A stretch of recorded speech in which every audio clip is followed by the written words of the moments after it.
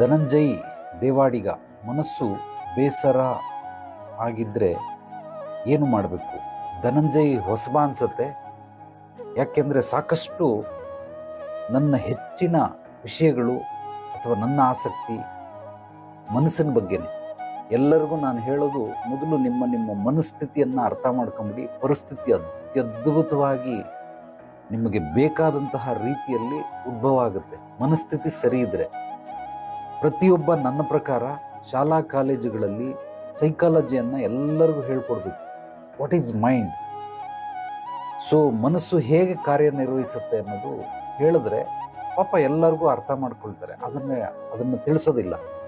ಯಾಕೆಂದರೆ ಅದೇ main subject, ಅದನ್ನೇ ಹೇಳ್ಕೊಟ್ಬಿಟ್ರೆ ಎಲ್ಲರೂ ಬುದ್ಧಿವಂತರಾಗ್ಬಿಡ್ತಾರೆ. ಆದ್ದರಿಂದ ಮನಸ್ಸಿಗೆ ಬೇಸರ ಆದಾಗ ಮೊದಲು ನಾನು ಹಾಡು ಕೇಳ್ತೀನಿ. ನನಗೆ ಭಾವಗೀತೆಗಳು, ಭಕ್ತಿಗೀತೆಗಳು, ಸೊ ತತ್ವಪದಗಳು, ನೀತಿಗೀತೆಗಳು, ತಂಬೂರಿ ಪದ ಅಥವಾ ತಂಬೂರಿ ಹಾಡು, ತಂಬೂರಿ ನಾದ, ಇದೆಲ್ಲವೂ ನನ್ನ ಫೇವ್ರೇಟ್. ಈ ಕೆರೆ, ಬಾವಿ, ನದಿ, ಸಮುದ್ರ ಇಲ್ಲೋಗಿ ಈಜಾಡ್ತೀನಿ. ಸಮುದ್ರ ಬಹಳ ದೂರ ಇದೆ, ಬಟ್ ಬಾವಿಗಳಿದ್ದಾವೆ. ಬಾವಿಲಿ ಹೋಗಿ ಈಜಾಡ್ತೀನಿ. ಅದು ಸಿಕ್ಕಲಿಲ್ಲ ಅಂದರೆ ಸ್ವಿಮ್ಮಿಂಗ್ ಪೂಲ್ಗಾದರೂ ಹೋಗ್ತೀನಿ. 1 ಅವರ್ ಈಜಾಡಿದ್ರೆ ಮೈಂಡ್ ಫ್ರೆಶ್ ಆಗುತ್ತೆ. ಸೊ ಇದು ಮಾಡ್ತೀನಿ.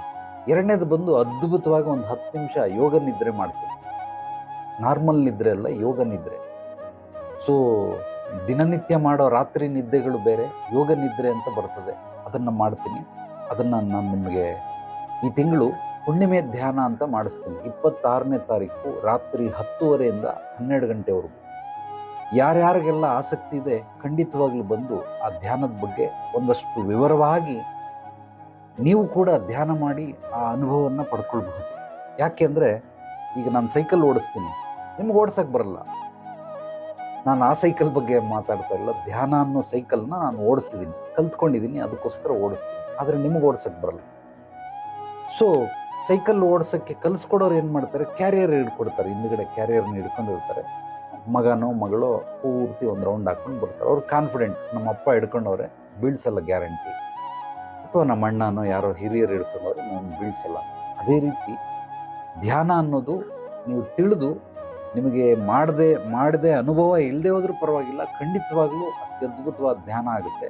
ಅದಕ್ಕೆ ಯಾರ್ಯಾರಿಗೆ ಆಸಕ್ತಿ ಇದೆ, ಇದೇ ತಿಂಗಳು 26ನೇ ತಾರೀಕು ರಾತ್ರಿ 10:30ಯಿಂದ 12 ಗಂಟೆವರೆಗೂ ಅದನ್ನು ನೀವೆಲ್ಲರೂ ಕೂಡ ಖಂಡಿತವಾಗ್ಲೂ ಬರ್ಬೋದು.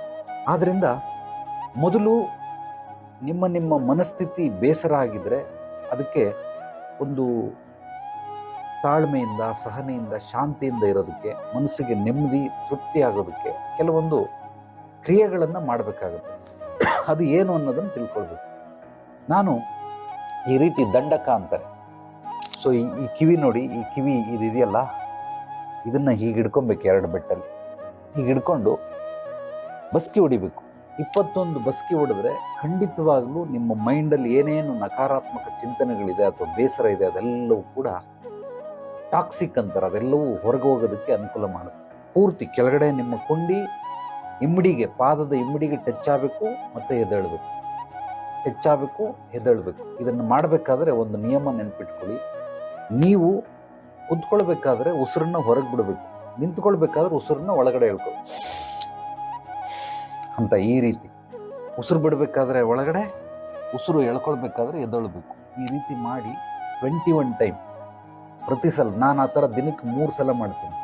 ಬೆಳಿಗ್ಗೆ ಎದ್ದಿದ ತಕ್ಷಣವೇ 21, ಅದಾದಮೇಲೆ ಮಧ್ಯಾಹ್ನ 12 ಗಂಟೆ, 1 ಗಂಟೆಗೆ ಒಂದು ಸ್ವಲ್ಪ ನಿದ್ದೆ ಬಂದಂಗೆ ಆಗುತ್ತೆ. ನನಗೆ ಆ ಥರ ನಿದ್ದೆ ಮಾಡೋದು ಇಷ್ಟ ಇಲ್ಲ, ಅದಕ್ಕೋಸ್ಕರ ಮತ್ತೆ ಇನ್ನೊಂದು ಸಲ ತಿರ್ಗಾ ಒಂದು 8 ಗಂಟೆ, ಅಂದರೆ ಈಗ 9 ಗಂಟೆ, 8 ಗಂಟೆಗೆ ಮತ್ತೊಂದು ಸಲ ಆ ರೀತಿ ಮಾಡ್ತೀನಿ. 21 ಸೂಪರ್ ರಿಸಲ್ಟ್ ಕೊಡ್ತದೆ.